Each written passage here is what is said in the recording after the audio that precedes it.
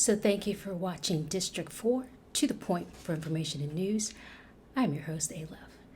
So we are going to talk financial literacy very briefly because we're going to talk about AI and the effects of that in your business. And there's some benefits to AI. You'll hear me talking about it a little bit more and a little bit more as it starts to approach. I have followed it from its inception and from the beginning of it, and I was just always interested in it as it applies to businesses and how it is going to advance businesses and really how to utilize it in business. We use it in a lot of areas, and we're not quite as efficient on how to use it outside of the obvious fact that it's artificial intelligence. I mean, everybody has the basics, but I want to sort of expand upon it because a lot of people were like, oh, is it going to take over jobs? And, as it learns the ability to reprogram itself, what dangers do we have in that?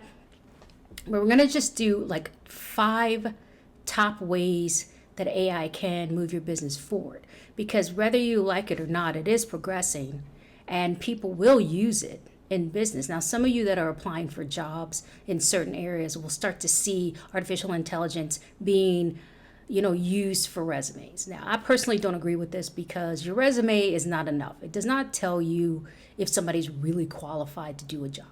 You have to listen to them, you have to hear them explain the job to see how good they are at the job. Just because somebody has the technical ability to do a job doesn't mean that they're actually good at it. We've all had customer service calls, right? We've all had, bad business deal.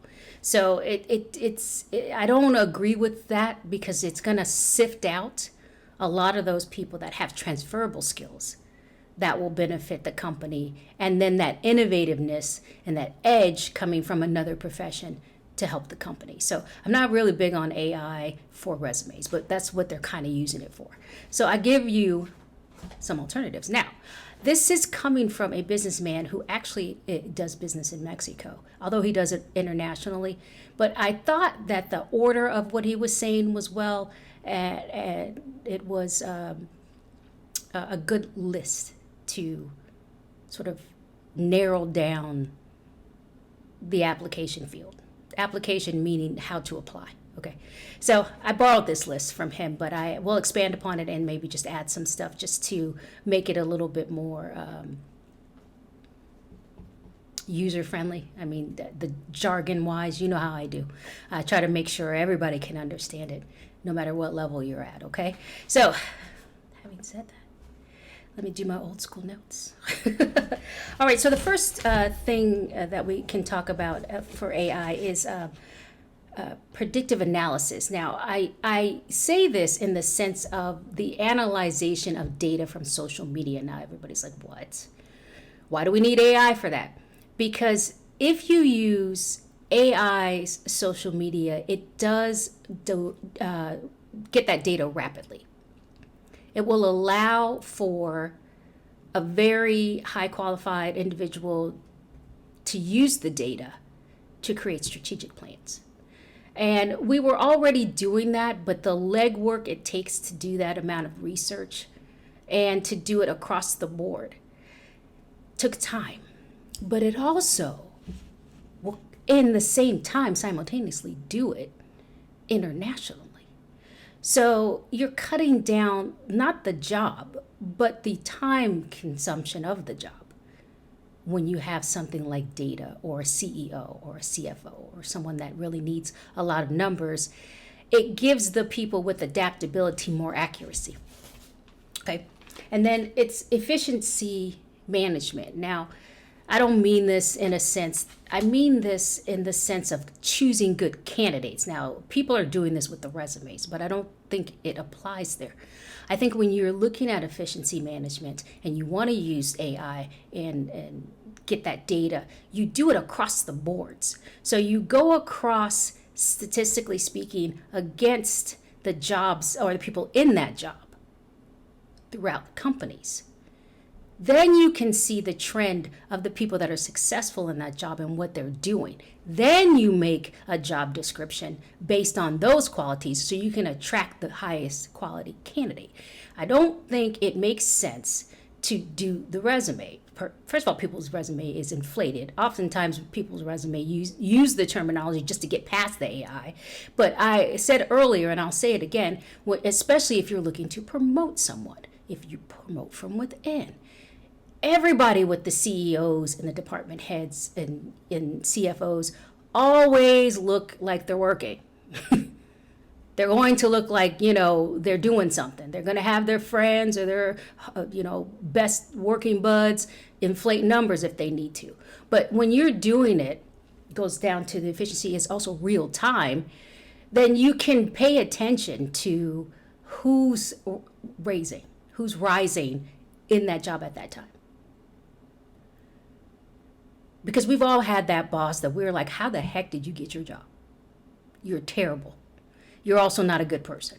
And I'm getting tired of that. We've all had those bosses. I say it very seriously, but we've all had those people that we work for. And we were just like, oh my God, I don't know how you got this job. It's because their resume looked good and they got past the interview using that resume. But oftentimes if they're in a job and they get promoted, you're going by what you think. You're not there enough to really get the meat of what's happening. So I think AI is a good way to do that. Okay, it's a good way to sort of in real time, bam, let's look at some stats. Let's look at what's happening right now. Let's look at how much production they did for this day, type of thing. And it's not to put the bad and the good employees under the gun, because oftentimes the good employees is often punished by the bad employees. Let me tell you something what's going on inside a business for those that are CEOs and CFOs that we don't, even back in the day, don't notice or know because we're not there every day. The best productive person that just loves their job, that's constantly working well, that's creating new systems, gets ganged on.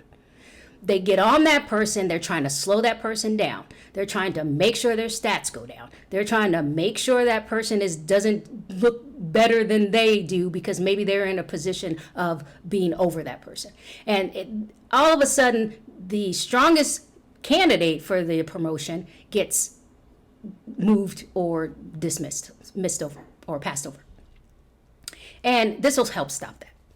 Because now you're not going by people being able to manipulate. You're just going by the actual real-time reality.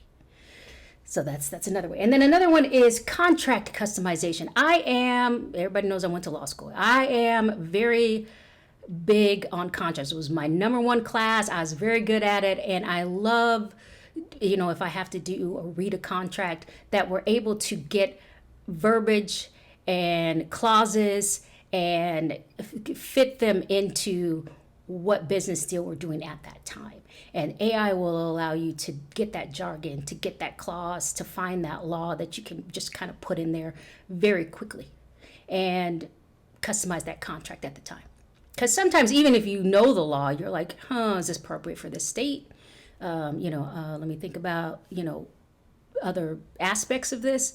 Wait a minute, what did that law say? I remember it, but what was the statute? And you'll be able to sort of do this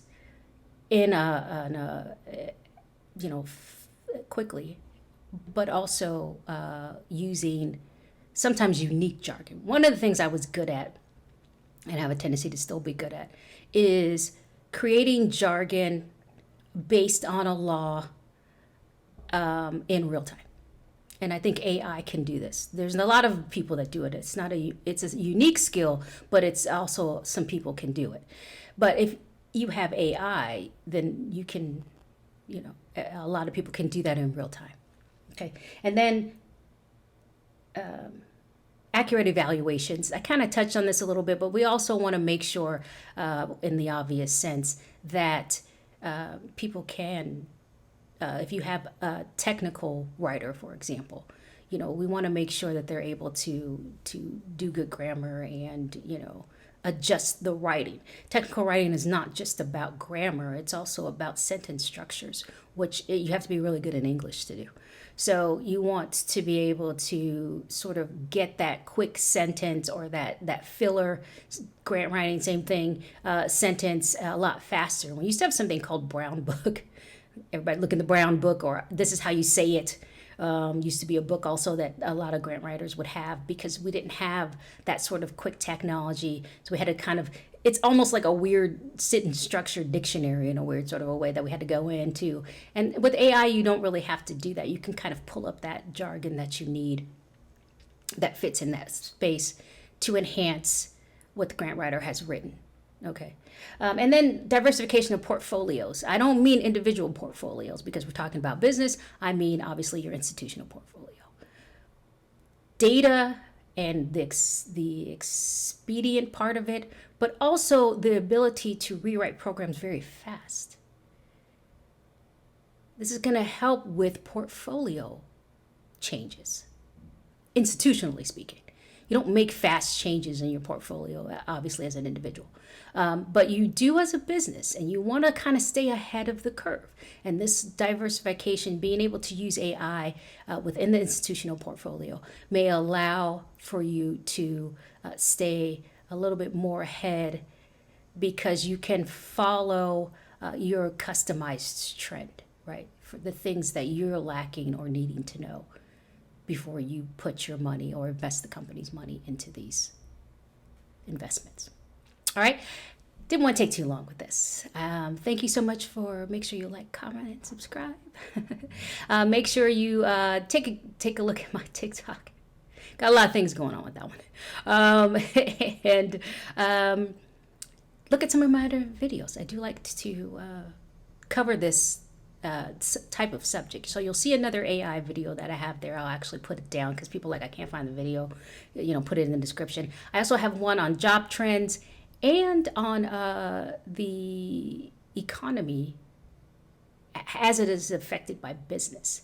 And it's a very good one because it talks about how COVID affected our desire to go back to the traditional standards of working.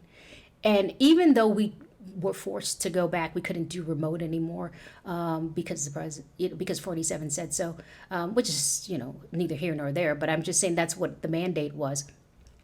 It shows how the response of the employees and how they changed. So it's a pretty good video. I'll put that down in the description box also. Thank you so much, and I will see you guys